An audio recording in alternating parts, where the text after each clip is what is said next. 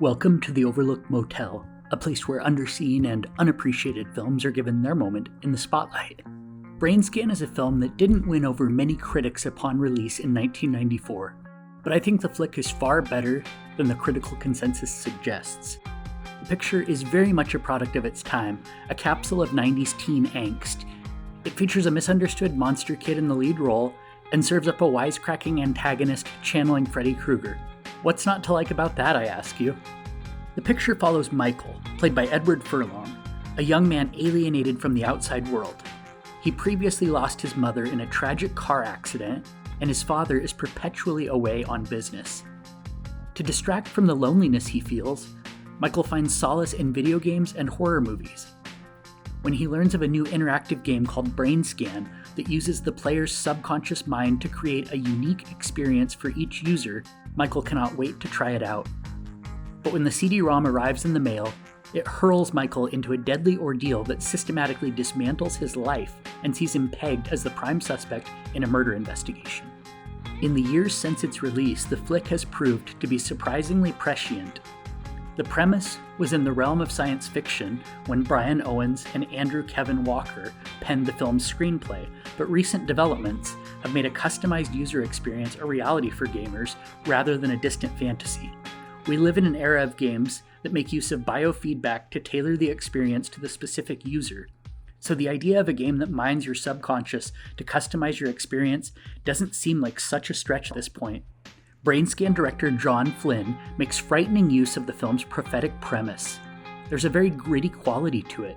The stakes feel very real, and the way we see Michael's experience within the game from his perspective makes it feel very much like we are a part of the action. We are right there with Michael as he makes the chilling realization that the game is so much more than just a game. Speaking of Michael, I think he is a far more dynamic character than some of the film's detractors give him credit for being. He was impacted by tragedy at a young age, he lost his mother in a car crash, and sustained major injuries himself. Because of what he's endured, horror movies and games likely provide him a safe way to come to terms with his own mortality. Early in the film, there's a scene where Michael stops to look at the aftermath of a grisly accident on his way home from school. That triggers a flashback to the ordeal he survived years prior.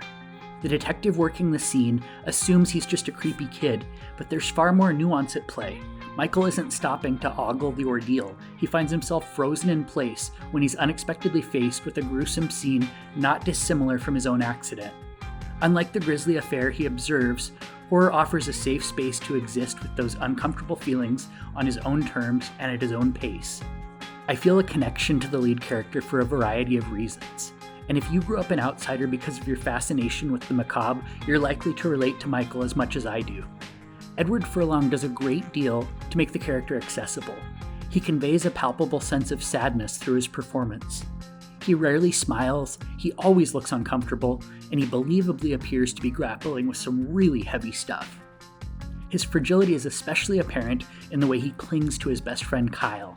Kyle is about the only source of stability Michael has. That serves to underscore his vulnerability, and it also makes the rifts in their friendship feel dire, rather than like minor squabbles between teenage boys. Also impressive is T. Ryder Smith as the trickster. He is a wisecracking antagonist that effectively conveys a sense of menace anytime he appears on screen.